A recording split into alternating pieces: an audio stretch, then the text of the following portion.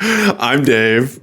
Dave, first of his name, ruler of the realm of the garage. And You're the HHR. You're starting the worst religion right now.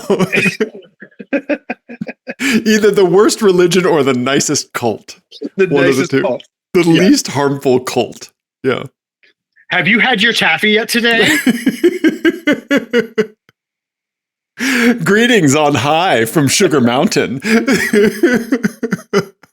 I just have commandments carved into like big slabs of Laffy Taffy. Right. The most problematic thing that you would have your followers do as a cult leader is you would make them slather you in sunscreen. That's like, it would be like, oh, that is kind of gross, but it could be way worse. Right. And no, and they don't touch the swimsuit areas. Well, no, because the swimsuit covers that. Right. Yeah. That UV blocking. Yes. Can we talk about how much of a game changer those UV blocking shirts are for us translucent Americans? Yeah, translucent human beings. I appreciate that they are for you, yes. Yeah, yes. I can't imagine you wearing one. Yeah. I don't. No, I don't. Because I wouldn't be in the sun in the first place. See? And if you are, then the cardigan you're wearing is a UV blocking cardigan. Yes. Exactly. Yes. Okay. So tell me more about compliment blocking. With the cardigan also. Anyone who is thinking about hitting on me just sees the cardigan and is like, oh no. Okay. Yes. Mm-hmm. Okay, Ian. Yeah. So tell people more about this religion or the reason you opened the show and the way you did. Well, because we are supposed to be racing in 2 weeks. 2 weeks. And as of about 36 hours ago, the car we were ostensibly going to be racing did not run. Correct. And has not run for a while. Yes. Hasn't started, hasn't run. We worked on it together a little bit. You've been working on it a ton. And then I helped out the team by taking my son backpacking over the Memorial Day weekend. And so it was without cell service. And literally as we drove back into civilization and my phone started connecting, I started getting a bunch of updates that Dave had fixed it. And I think I happened to get cell service like as you were texting. Yeah, because you responded pretty quick. Yeah. Oh, okay. Yeah, I wasn't sure because sometimes the timestamps are off when you're going on an airplane mode. Right. But literally, I was descending down out of the mountains and just getting like, it's working. So, yes, thank you, Dave, because there's a whole team of us who would not be looking forward to a race had you not, burned your entire Memorial Day weekend fixing this thing. I mean, honestly, we've probably spent well over 100 person hours troubleshooting this. Yeah. So the issue was that we weren't getting the fuel pump priming. And this is after we did an engine swap. All of the electronics from the old engine were bolted into the new one. So nothing was like net new to the car besides like actual physical metal. Right. Mm-hmm. And like if changing a block gives you a no start, like from an electrical situation, then something is going on. Yeah. Yeah. We got it to crank when Joel and I first completed the engine swap. We did the fuel fuse out and the ignition fuse out. So you use the starter to prime oil into the engine. You kind of like bump start it a few times and let the starter cool down. And then we put the fuses back in, and then all of a sudden, no starter whir, no clank. All we could hear was the butterfly valve of the throttle body open, right? Mm-hmm. And we had no idea what was going on. So we thought, maybe we burnt out the starter. If you don't let it cool down enough, that's something that you can do, right? This was before I truly knew how like automotive relays and that kind of stuff worked. And so we thought it was a starter. We thought we replaced that. We thought it was maybe the fuel pump. Eventually we replaced that. And like up and down all through the electrical system for days and days and days and days. And finally, like on Sunday, I was like, you know what? I had gone to the junkyard to get a fuse box because I thought I found a problem with one of the pins in the fuse box. Yeah. Where I thought there might have been broken copper behind it. And it was loose when I pulled the fuse box apart. Like that pin was loose. Mm-hmm. But I had gotten some new leads for my multimeter that are like essentially long needles, which are so valuable, right? Yeah. And I could stick the needle in like the pin for the signal coming from the ECU to trigger the relay. And I got like 2 volts initially, but if I stuck it further in until it kind of bottomed out, I would get 12 volts. And so I thought there was broken copper between the two. Turns out that's not the case. I was actually like going too far and hitting like a 12 volt rail. I just didn't know it. Right? Makes sense. Yeah. And so went to the junkyard, got a new fuse box out of an HHR, another 2008 actually, but it was an automatic, and I think a 2.4. Pardon me. And came home, fuse box swap didn't fix it. At one point, I was chasing what I thought was a short to ground for the car, like with the kill switch and stuff like that. But I diagrammed everything out, and everything made sense because your kill switch should be grounding out some things when it is flipped. And then I was like, you know what? I'm going back to this was Sunday. I'm going back to the junkyard. I'm getting an ECU and a body control module, and I'm just going to swap these in, even though it's out of an automatic car. Like, doesn't make a difference. Lo and behold, ECU swap. Oh, and an ignition switch, because apparently those go out all the time. Yeah. And the one on the car is actually like a CarQuest part. Like, it has been replaced before. Oh, really? Okay. Yep. But you can get them anywhere, and they're $40. Right. Not every auto parts store, but it's one of those ones where like they don't have to order it. Like, you just have to drive an extra like 5 to 10 miles to the store to get it. Right, because those were common failures in those, in like all the GM cars at the time, right? Yes, and you know this because of the forums and Google searches that you were doing, where everyone was like, "Have you replaced the ignition switch?" Right, or the ignition switch recall. There was even a recall on it, right? Yeah. So, got the junkyard ECU, got a body control module, got a ignition switch. Swap the ignition switch. It's super easy. 1 wire connector, 2 screws, and you just have to have the key in the run position to pull the switch out. Right. Didn't change anything. ECU, boom, fuel pump primed. And it was like, holy shit, the fuel pump primed. Okay. Can't start the car because of the anti-theft. Right. The ECU thinks it's an automatic too. So it's like looking for a transmission control module and stuff like that it can't find. I was like, okay, well, let me swap the body control module just in case, like maybe that helps with the anti-theft stuff. It didn't. No change with body control module swap. And I talked to, Chris about it. And, we had eBayed another ECU that was coded to our VIN. And I was like, well, I'm good with HP tuners now. I can code this ECU to our VIN. I just need $100 for the credits to do it. And so he was like, yeah, go ahead. And so what was that? Monday morning, it was one of those things where I was like so nervous about it. I was actually not doing the thing.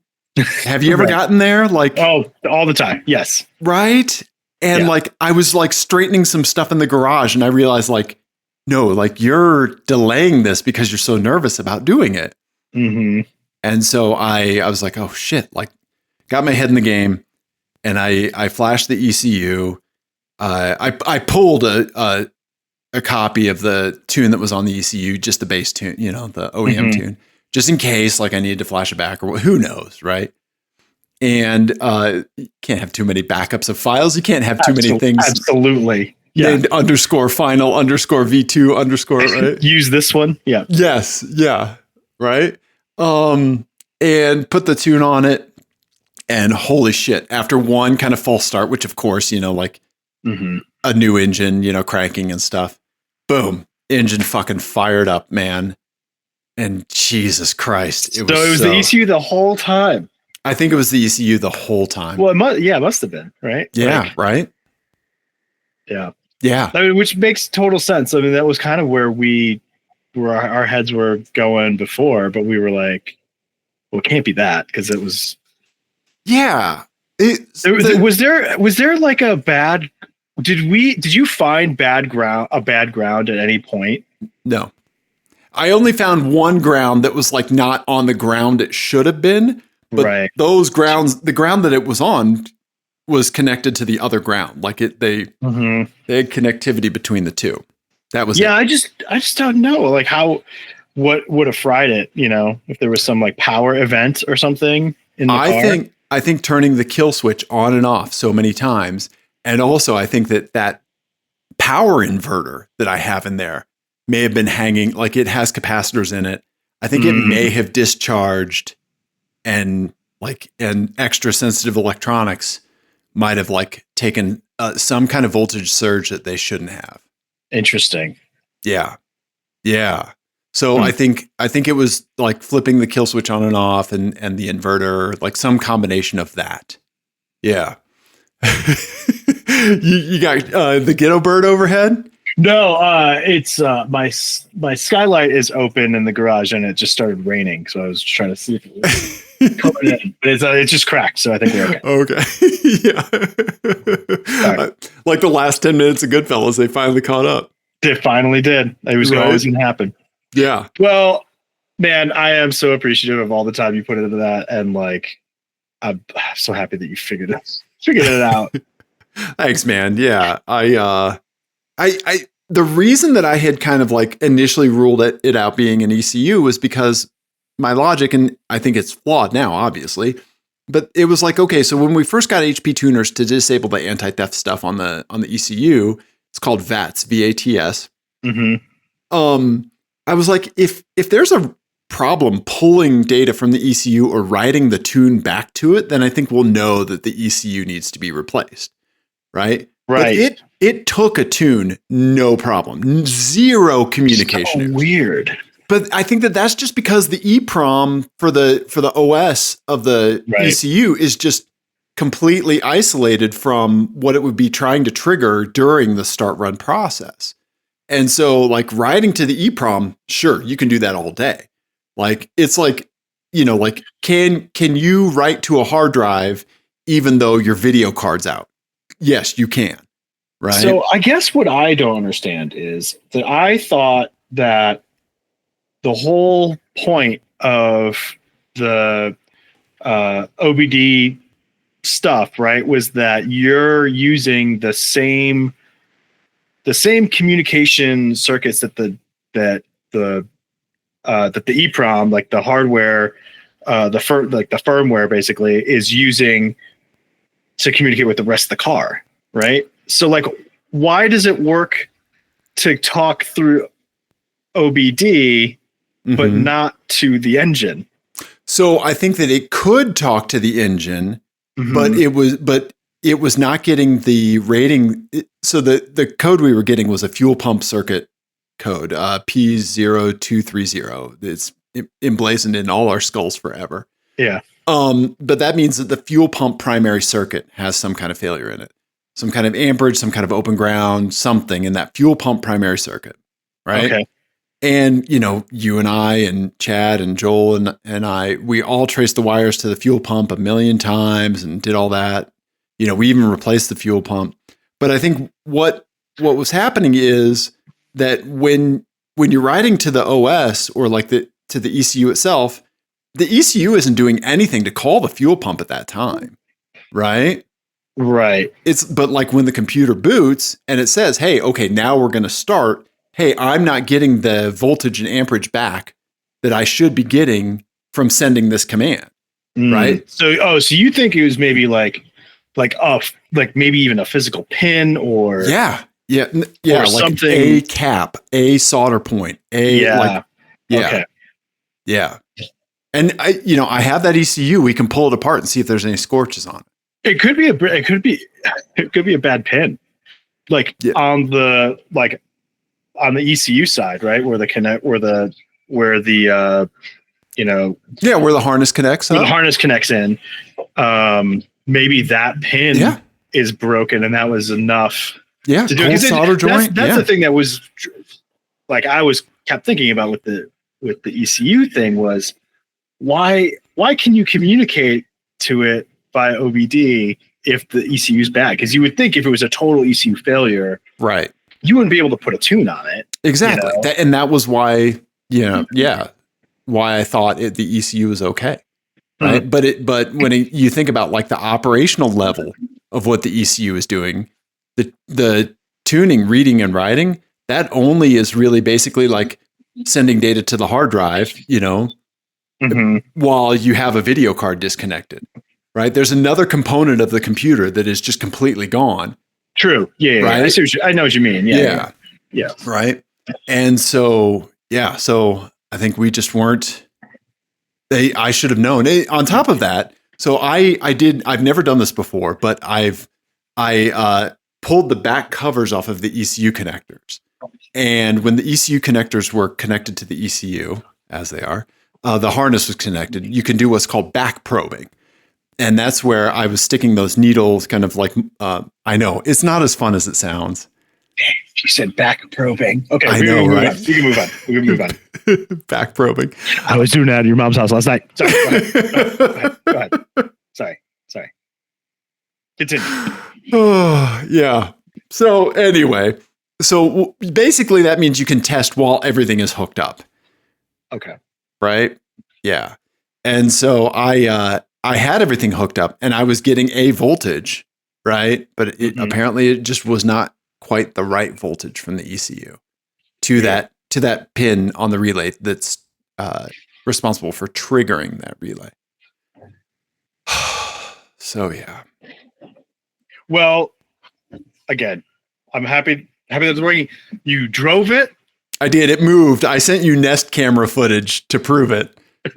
Yeah. I know. I was going to respond back, but I was like, I've already responded enough like inappropriate stuff to the group chat. Like, oh God, you watched that video footage? Do not look at the footage from last time I was at your house. Yeah. I know that there are like some like 5 a.m. because that camera that I sent, that's on the inside of like the front room of our house. I know there are some like 5 a.m. I've woken up. My wife is still asleep. As I'm walking downstairs, not too far away from that camera, there is just like flatulence. Like, right. Yeah. Yeah. The Nest Cam has detected a sound. So gotta love the first toot in the morning. Oh man. Yeah. And sometimes they just go, homie. Yeah. Right. Welcome back to Old Man Chat. Yep. Yeah, we're talking about flatulence. Do you want to talk about supplements or the current medications you're on after that? Yeah. Why not? Right? Yeah. Oh, buddy. So, yeah, so we need to check the brake lines because the clutch went soft while I was driving it down the block and back. I think we have a small leak there. And then we need to have the fire system recertified. I got to snag a picture after you and I are done recording of the fire bottle to send to Chris. Turns out when you have an oil pressure sensor and don't have the copper crush washer on that oil pressure sensor, guess what happens? Oil goes everywhere? Oil goes everywhere, Ian. Yeah. Oil goes everywhere. So yeah, I'm the one who put the oil pressure sensor in. I think when we took it off the old block, the copper crush washer was like fused to the block. Oh, yeah. Right. Yeah. And so when I looked up a picture of the oil pressure sensor on like O'Reilly or whatever, they all had the copper crush washer, and hoarding has paid off. I told Peter this earlier today. I just happen to have like 4 copper crush washers that fit it perfectly. Great. So yeah. Right. So how much oil did you lose out of it? Oh, at least a liter. Yeah. Yeah. Enough that like I was like, Jesus, like, right. I was like, did I this, is there a crack in the block? Like, what is going on? Yeah. Right. Yeah. And the way it was dripping down, I had it on the lift and I was watching it when it was running.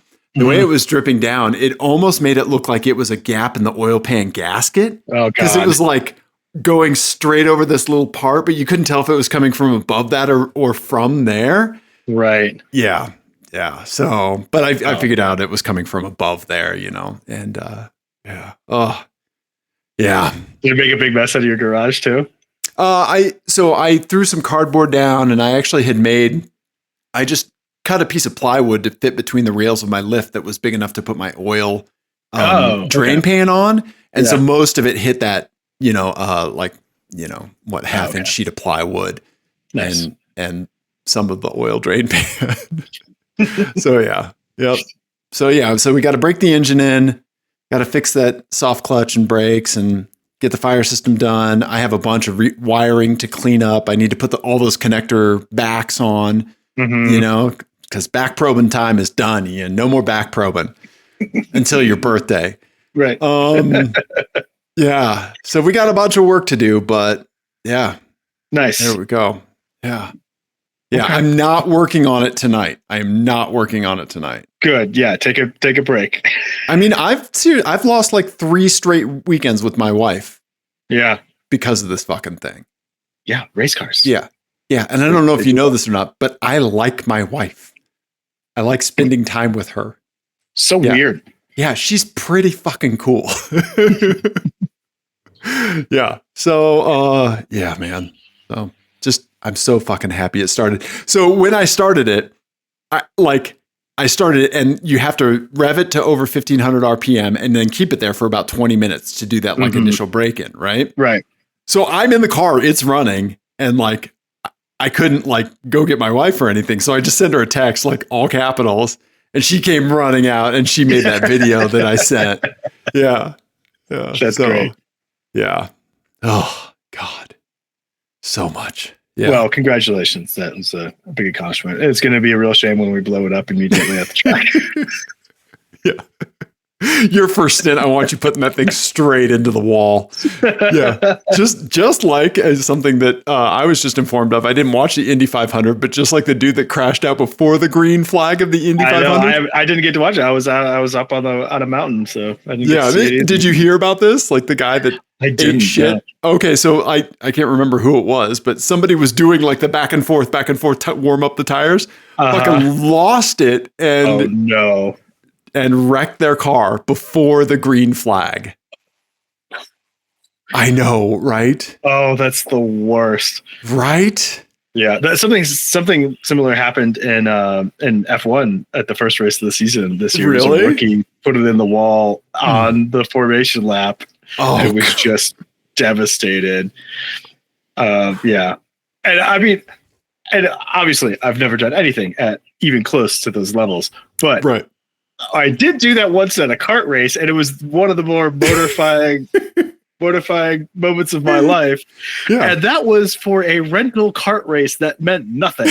Right. And that wasn't that long ago. I was there, right? Oh yeah. You were there. Yeah. Yeah. Yeah. It was a podium. Yeah. Yeah. Because we had the helmet radios going. Right. And I you was just like, oh no.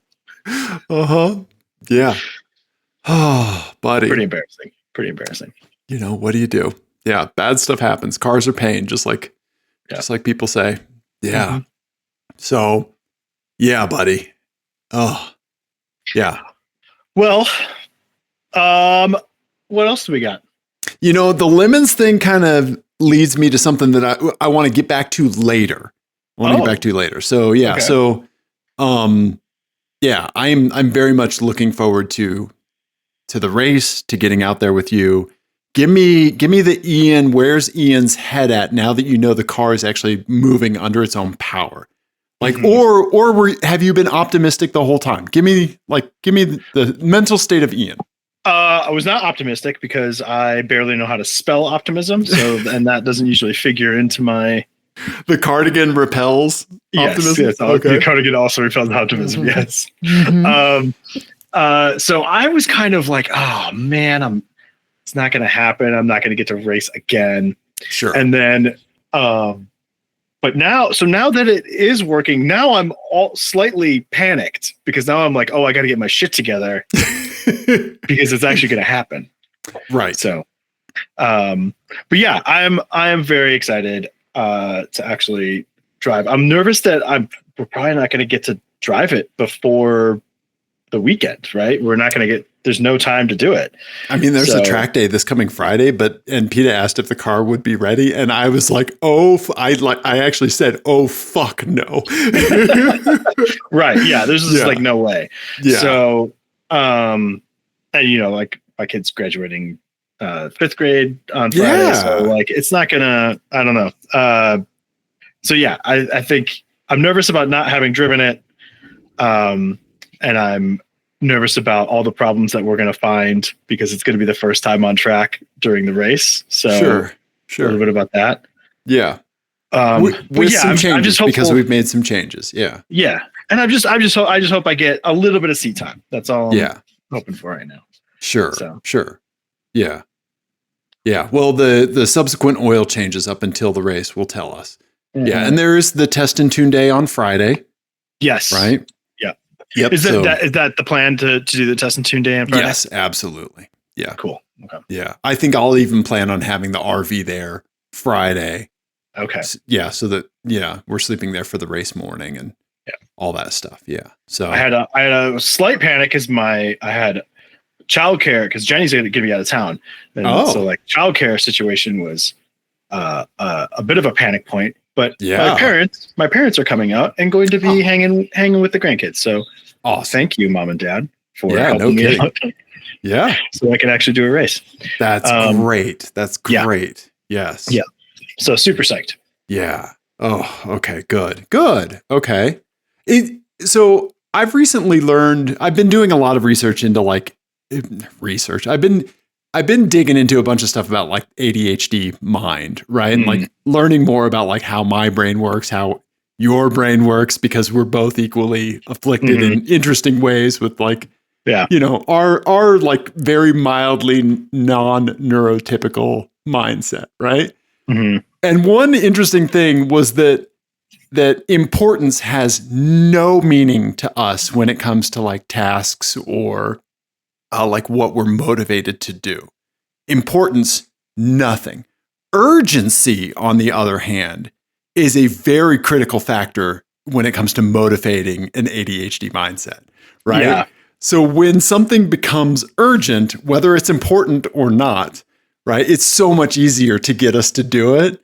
So like seeing the race car move under its own power, shift the urgency calculation in your head of like, on this date, this is now an urgent thing to have these things in order, right? Like, no, that's absolutely accurate. Yes. Right? Yeah. It's wild. Yeah. Mm-hmm. We could have the most important things in the universe to us, like sitting in front of us. But if there is no urgency attached to it, it can be so difficult to accomplish. Oh, Yeah, definitely. Right? Oh, yeah. So we can be our own worst enemy sometimes, but it's crazy how, crazy how this stuff comes together. Yeah. I would say I'm my own worst enemy 100% of the time. I have never encountered a final boss as intimidating as my own dumb self. Yeah. Yeah. Hey, it happens. We are our own worst enemies, and we are oftentimes like the least likely person to advocate for ourselves. Yeah. I think that what we just described is anti-narcissism, but there's a bit, I can't remember who it was, what comedian it was, but a comedian has a bit about like, you think you can like insult me? Like there's nothing that you can say that I haven't said myself like way worse. Yes. Yeah. Like, right. Yeah. Oh man. Yeah. So urgency, ratchet it up, you and I, we're gonna do our best to get there. And so I'm glad childcare stuff has worked out. I'm glad your parents have come into town. Yeah. Move your camera. Like move my camera again? Yeah. No, yeah, there you go. Okay, thank you. Myself. Yeah. Sorry, I'm moving all over the place. Yeah, so I don't know. Yeah. Besides that, Ian. Podcast. Yes. What else we got today? Ian, we have some my eyes from our friends. I have remember how I was doing a blast from the past thing? I've renamed it to FIFO. Oh, I was wondering what FIFO meant. Yeah, first in, first out. Okay. Okay. I see. Okay. Yep. Right. Because they're dropping off the beginning of the podcast tail. Yep. Yeah. Okay. Yeah. So episode 207 will be available for about another week when this episode goes up. Okay. Right. Episode 207. I can't remember the title, but I think it was when we were still doing long titles. But in this one, I told you about a thing that I saw. And you said, "Oh, that's the equivalent of calf implants, but for car things." Do you remember this at all? I don't. No. I mean, it sounds like something I would say for sure. Right. I'm guessing it was some sort of like car modification that. Yep. Yeah. Like maybe like a big wing on like a Corolla or something. I think that would be more akin to like chest, like pec implants or breast implants, right? Right. Okay. So yeah, so think less important, I guess, or less important. Maybe even more of a waste of money, because like a big wing, like sure, like fucking go nuts, throw it on your Hyundai Tucson. We don't give a shit. Right? Is it like the port, like the port cooler things, like the holes on the side, the fake holes on the side? Close. Like it was the I was parking in a new parking lot at work when everyone was still driving into the office, and I saw a Subaru that had those brake caliper covers that made it look like it had a giant brake kit. Right. Yes. Yeah. And they were like 200. You and I looked them up on the show. They were like $250 or $60 because you were like, that's 2 track days right there. Yeah. Yeah. That's so funny. Right? Yeah. So if you want to hear Ian and I talk about that, and we also played Newlywed to a Car during that show. It was, I think, for the Corvette C8. Okay. Yeah. So scroll all the way to the end of the feed and you'll see 207. Yeah, nice. There. Yeah. Right. Okay. All right. What else we got? Since I've been doing so much work on the car, and like, I think that I want to know if you feel like I am somebody who should be listened to when it comes to good tool purchases or not, because I think I have so much mechanic time now. I think I might be in a position where there are things that I would recommend people get. Mm-hmm. And I think that there's like a utilitarian and a frivolous category. Okay. Because I make dumb purchases sometimes. Right. Some retail therapy. But I think that there are some things that I've bought that if you are only buying, like if you only have so much money or you're only buying certain things, these are the fucking things you should buy hands down.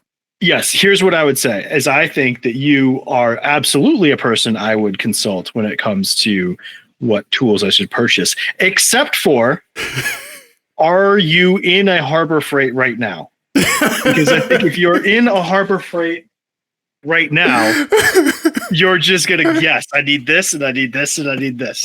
Right. Yes. Right? Yes. Yeah. If I can talk to you before we step foot in the harbor, like before the automatic door thing detects you, great advice, doors open. Yeah, I go full Wonka mode in a Harbor Freight. Yeah. That said, there's some Harbor Freight stuff in the stack next to me because Ian, I have some hand tools. Yeah. My advice for power tools. The best power tools are the ones that you already have the batteries for. Right. Hands down. Right. Mm-hmm. So I'm not going to talk about power tools. I've got a bunch of Milwaukee stuff. I love it. Whatever you have the battery for is the best. Right. Yeah. Whatever you can afford, that's the best. Who the fuck cares? Right. Mm-hmm. But I think when it comes to hand tools, like I think that this is really where some like differences are made. Yeah. Yeah. So the things that have made the biggest impact on me recently have been these super shallow, these are Astra, but you can get them on Amazon. These super shallow sockets. These are 3/8, the 3/8 versions. Nice. Okay. So there's no skips. They run from 6 millimeters to 19 millimeters, like a solid range. They're super shallow. I think you need a set of deeps and you need a set of shallows. and that's it. You don't really need to mess with buying the mids. Key about these things is that on the back of them, that's a 17 millimeter hex. Okay. So you can't get your ratchet in somewhere, but you have a 17 millimeter wrench. Look at how freaking low this stack is to get into a super weird area, right? Yeah. And if you have like a flex head ratcheting wrench, like you can throw it on the flex head, right? This isn't a flex head, but this is the Icon ratcheting wrench, right? You know, like you can get into some crazy weird places with this. And for the things that like the bolt, like if you would have needed a deep socket, but the bolt can get through, this is essentially like the pass-through socket, right? Because it's 3/8. Like halves and 3/8 work well for that. Quarters, not so much, right? Yeah. And if you want, you can get like the Astro Tools kind of like accompanying thing that is essentially just a 17 flex ratcheter, right? Yeah. You can get that if you want. But if you have a 17 millimeter wrench, or just buy one flex head 17 millimeter wrench from whatever store, right? It doesn't matter. The cheapest one you can find, right? You have like the shallowest socket set known to man, right? That's really good. I don't have a set of shallow sockets. That'd be a good purchase for me. You essentially just need to decide, do you want halves or 3/8? Right. And I say 3/8 unless, and then if you need halves for like the big like 22s and you know up, sure, then get halves. But if you're doing day-to-day car stuff and you don't need crazy sizes, you know, 20 and up, right, snag a set of these bad boys, right? The super shallow ones, right? And you're golden, man. Yeah. Great. So that's company. Send us free stuff. I actually pulled up the Harbor Freight sponsorship stuff earlier today. Like I don't think we can get it, but yeah. But standing up an Amazon affiliates page, I think might be. Yeah. Then there's the other category, the stuff that like is just like it makes you happy when you're working on a car with it. Ian, size doesn't matter, buddy. I don't know why you were directing that at me, but okay. All right, fine. So this is a 1/4 inch socket wrench from Neiko, Neiko. It is a tiny little stubby socket wrench. And I was using this like crazy while I was working on the car because the body control module and the ECU and fuse box and stuff, they had these screws that pull connectors onto the back like electrical of it. Connectors and stuff. Yeah. Yes. And you don't want to over torque that. You can't over torque shit with this thing. And it's so like, it actually has a crazy fine teeth. Listen to that. Yeah. Yeah. Right. So that's good. Yeah. Yeah. We'll just do Tool ASMR instead. Right. Yeah. The back drag is great. Yeah.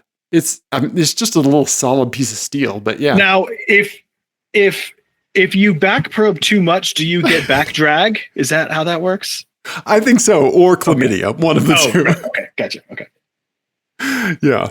Yeah. So I don't know. If you want this segment to come back, if you want to hear me talk more about tools, right? Like frivolous, practical, whatever, then let us know. And Ian, I want you to name this segment. Oh.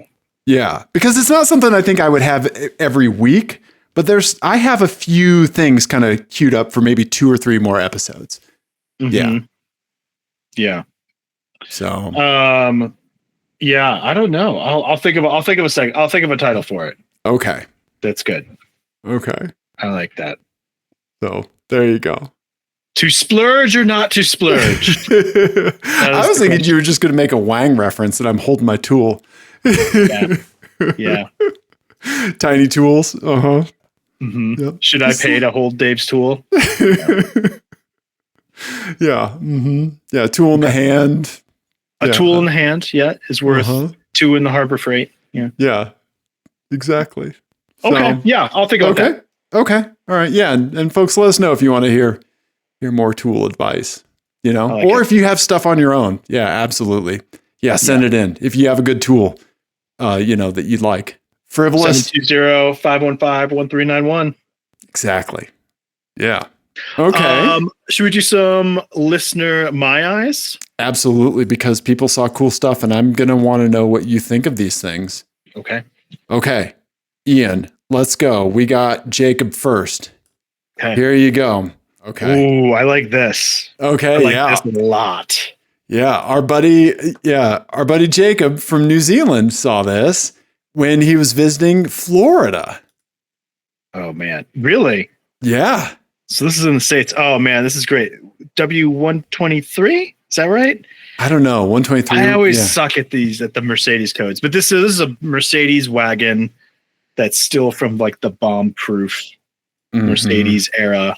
But just when it was they were starting to get a little more streamlined, I think this is the sweet spot for. Yes. Although, what is happening with that grill? I don't know. I think that looks like a Chrysler grill. It does. I don't know. We'll have to do some Googling. You're not going to be productive at work tomorrow because of that. Yeah. It's a 300 TE wagon. TE. The very shiny aftermarket exhaust on it. It does. Yeah, it is. And it is clean as heck. Yeah. There's a cracked taillight and a dent, or maybe that's a reflection of a wheel or something, but yeah, it looks crazy clean overall. Yeah. I like these a lot. Right. And it's the correct color brown. Oh yeah. Yeah. You give me an old Mercedes in beige, I'm there. Yeah. Yeah. So yeah. Jacob saw that. A windscreen wiper on the rear window, which is what you want. Right? Yeah. Yeah. You have 5 wipers on the car, rear window, windshield. And then there's one. So there's only 4. Just one? Oh yeah. I think this is the generation with the one wiper on the front. I remember seeing those on the E-Class back in the day. Yeah. Right. Yeah. And it would like jut out to get the corners. Yeah. Wild. Yeah. Great spot. This is cool. Because we didn't get these. Right. Yeah. So this was obviously imported from Europe. It looks so good. Want one. Yeah. Okay. An LS swap version of that is the thing dreams are made of. Oh, absolutely. Right? Yeah. Okay. Let's see here. Johnny sent something in. Okay. Now this is my eyes. I think that this is something that's come back around to being cool. But I want to hear your take. Okay, here you go. Okay. Oh, wow. Okay. So we've got an SLK 230. Yeah. Speaking of Mercedes. Compressor model, right? With the supercharger. But it's got this wrap on it. So these are cool cars. I like these cars. They're very cool. Like folding hardtop. Yeah. The first SLK, right? Even the second one. Yeah. Yeah. It's got gold badges, which is weird on a Mercedes. Because that's usually like a Toyota Lexus thing, right? Now, are they gold? They are. You are correct. Yeah. And then it has this wrap on it. I'm like the mystic purple. Yeah. That's either paint or a wrap. Yeah. I am torn on this one. I don't know. I don't think I like that wrap. Okay. You know what? Here's the thing. I think I like that wrap for somebody else. Okay. I don't think I would like drive seeing it. Okay. Yeah, I don't think I would drive a car with that. Okay. Like the mystic purple color changing. Yeah. It's a little too flashy. A little too look at me. Yes. Yes. And as we know. Right. Again, cardigan. Yes. You could cover your SLK in a cardigan. Right. That's the wrap that I would get. It would be a Mr. Rogers wrap. Cashmere wrap. I believe I used the word pashmina on the last episode. Yeah.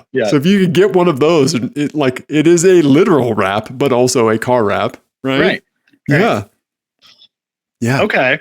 Yeah. I don't know. What do you think about it?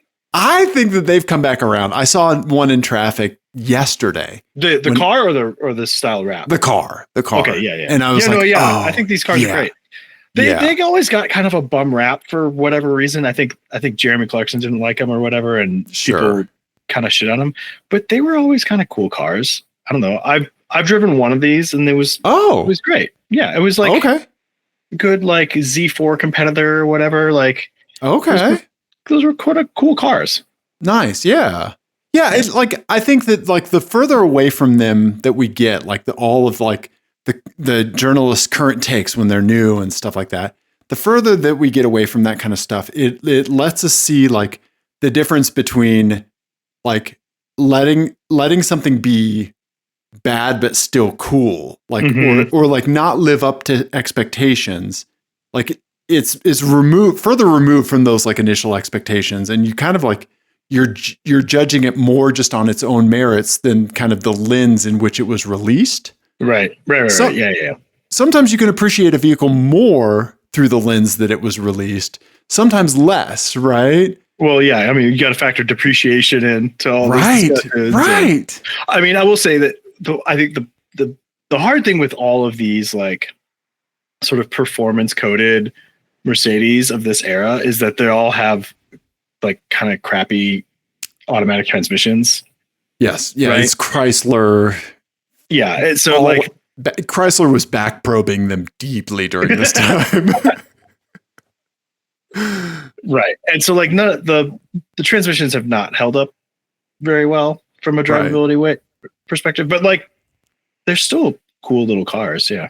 Yeah. Right. Like it doesn't have to be an amazing car for it to be cool and for like us to appreciate it. These are cheap now. Yeah. Like cheap. Yeah. So Facebook Marketplace yourself an SLK 230. Yeah. Get the tools that I recommend. You're going to need them. Yeah. You're going to need to save money somewhere. Yeah. You're going to need to save money for some repairs because those are going to come. Yeah. But the initial purchase, pretty cheap. Right? Yeah. Yeah. So cool. You don't see these around that much. No. Yeah. Thanks to Johnny for sending it in. Especially in Wisconsin, I'm guessing most of these are turned completely to rust. Right. Yeah. Yeah. Collector plates. Yeah. Absolutely. So, nice. Okay. Well, I not that this vehicle could, but I think if a Corvette could turn into rust, this is something you could do. This is what our dear friend Jessie saw. She saw a bananas car. Yes. So this is somebody who has taken all of the body cladding and stuff off of a C6, I think 5. Yeah. A C5 maybe. And they got big off-road tires on it. Oh man. And a big wang. And I'm assuming a fake gun. I didn't even notice that. A fake machine gun on the top. This is very Mad Maxy Corvette build. Yeah. Go ahead. The saw blades on the end of the wing. Yeah. On the Corvette. Yeah. That is a lot. Yep. No doors. They kept a lot of the body cladding in the back. Is the engine in the back? What am I seeing? I think you're seeing like toolboxes and stuff. Oh, okay. Yeah, because in this third picture here, Jessie thoroughly documented this. You have there it is. Okay. LS and a light bar and an off-road jack and a winch right up front. That's hilarious. Yeah. I mean, this thing looks fun. I'm trying to figure out where she's at. Where is she? I know exactly. Yeah, I've been there. Yeah. Oh, okay. Is this up in the mountains someplace? No, Emporia, Kansas. Yeah. Oh, okay. Yeah. Nice. Very cool. Yeah. I mean, I've always wanted to drive one of these like sports car off-road things. Yeah. I've never gotten to drive one. I've always wanted to. Right. Like if you could make a car for you and I just to have fun in, what would it be? It would be like an off-roady sports car. Like, yeah, this would be a good candidate. I mean, yeah, I'd probably lose the machine gun. Yes, me too. But other than that, it looks like a blast. Right? Yeah. Yeah. Super cool. Maybe we could get the machine gun to fire Tootsie Rolls instead of bullets. Yeah. Yep. RE my religion. Yeah. So thank you, Jessie, for snagging that. She said good spot. She was like, I present to you the Tectivet. Yeah. Yeah. I'm here for it. I think it's rad as hell. That's great. Oh yeah, it does have a vanity plate.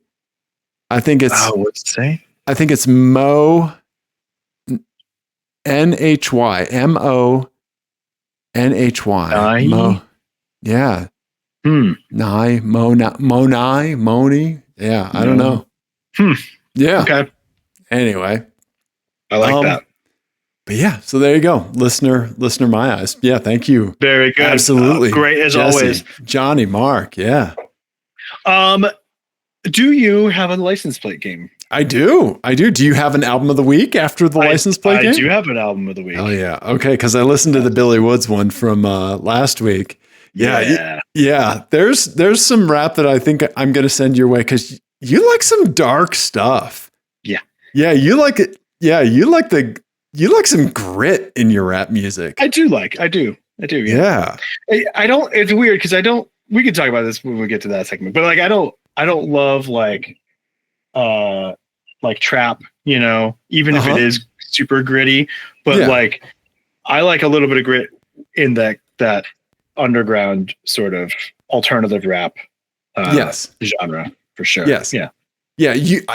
You want it to sound like it had like it was made with zero budget.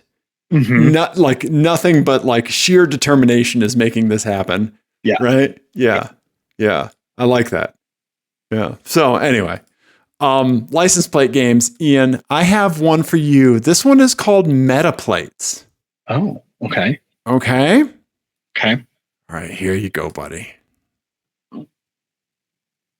Okay. I see. Okay. So we've got your favorite car.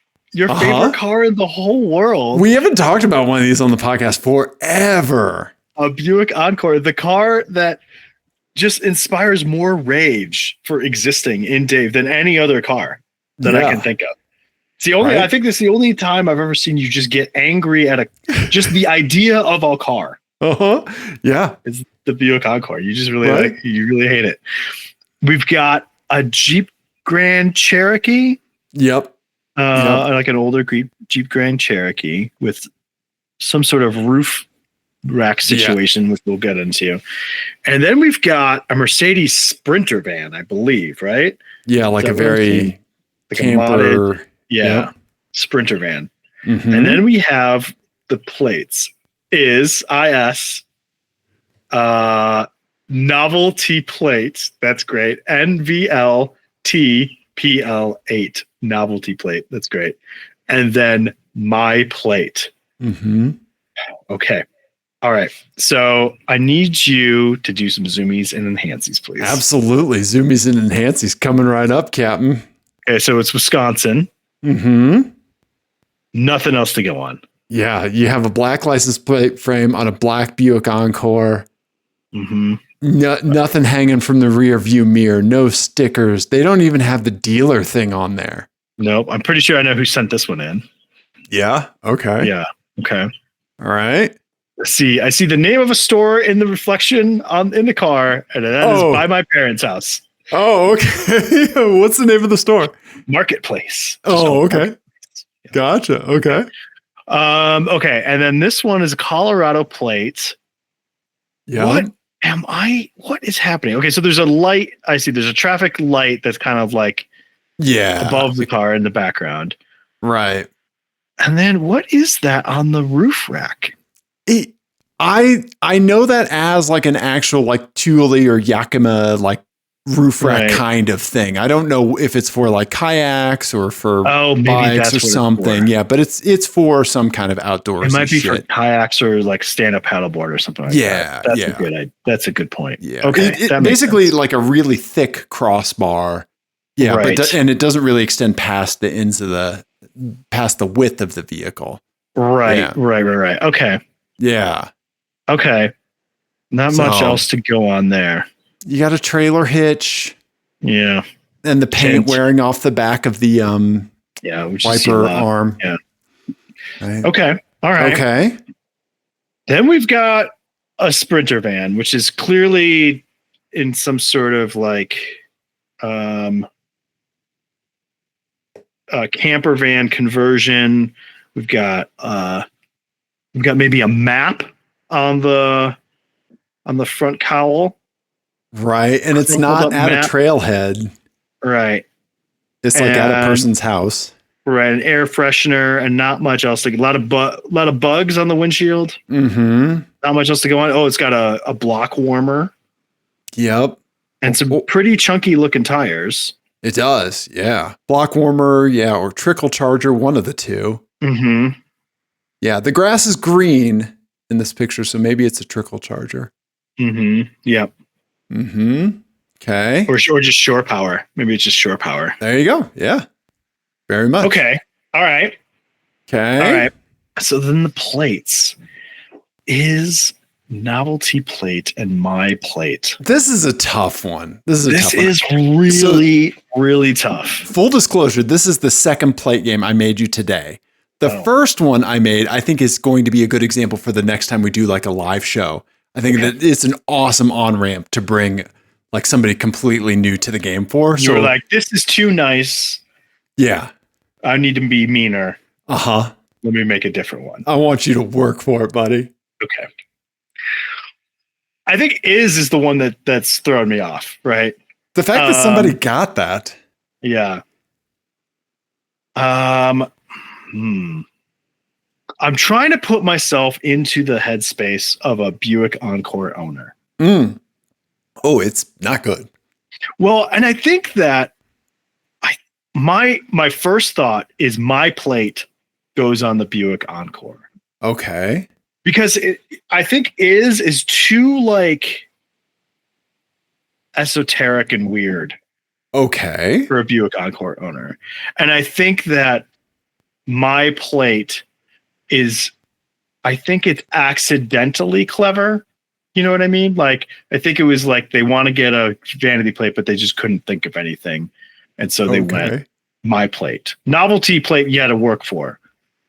So I'm going my plate on the Buick Encore. Okay. Okay. I'm going to go novelty plate on the... Oh, man. I think I'm going to go novelty plate on the Sprinter van and is on the Jeep. Okay. Okay. Yeah. Yeah, that's what I'm going for. Okay. I'm going to need to hit Control-Alt-Delete on you. You have to answer all three again. Because I got all of them wrong. You got all of them wrong. So this is Wordle. Nothing returned in your first guess. You're like, fuck, I need 5 new letters. I have my backup word. What's your backup word if you get nothing? Bound. B-O-U-N-D. Okay. And your opener is still stare, S-T-A-R-E. Okay. Mm-hmm. My opener is raise, and my backup word is pouty. Oh, pouty. Oh, pouty. That way we've got all... You get the Y in there. I like that. Mm-hmm. Thank you. Thank you. Okay. Okay. All right. Okay. I'm going is on the Encore. I'm going my plate on the Jeep, and I'm sticking with novelty plate. No, I'm going to go novelty plate on the Jeep, my plate on the camper van. Did I manage to get them wrong again? You did. Never been done. It's never been done. It has not. And also, this is a good metaphor for like what it's been like to work on the Lemons car up until now. Right. Yeah. It's hard to get them all wrong twice. Okay. I mean, you could just gonna have to show me what the answers are at this point. I don't know anything anymore. Ian, so your dad sent in the Buick Encore. I knew it. Yep, with the novelty plate. Yeah. That's okay. All right. Right? And he said it's the absolute most Midwesterner sense of humor plate. And I got to hand it to you, Eric. I think you're right. Yeah. Yeah. It's a dad joke of a plate for sure. Yeah. And then I saw my plate, and that was all I could get of it in traffic. But it was like, that's such a good plate. You have to get that, right? Yeah. And then I saw is in person. That's not too far from where I live. Yeah. Is. That's I know, right? And it's just IS. Huh. Yeah. Crazy. So there you go. That's so, yeah, I feel like that's just like, maybe that's how you feel when you just you're in a dark sky park and you're looking up at the stars. You're having a existential crisis. I like that you go straight to existential crisis versus somebody who like finds that healing and is connecting to the universe. No, existential crisis. Yeah. Like the what I said is not even in the realm of possibilities for you. Yeah. Oh, bettering oneself? No. Or like coming away being happy with the experience. Oh yeah. What? Didn't even occur to me. Okay. All right. Well, I know an album of the week has occurred to you, so I want to hear it. It has. Speaking of not being happy about the experience, we're gonna go with kind of a weirdo record. You reminded me that this one was coming out the other couple of weeks ago, and I've been listening to it for a few weeks, and it's slowly grown on me. I didn't love it on the first listen, but I have liked it more and more on subsequent listens. So it's gonna be Tall Tales by Mark Pritchard and Thom Yorke. Okay. Which is this side project of Thom Yorke's from Radiohead.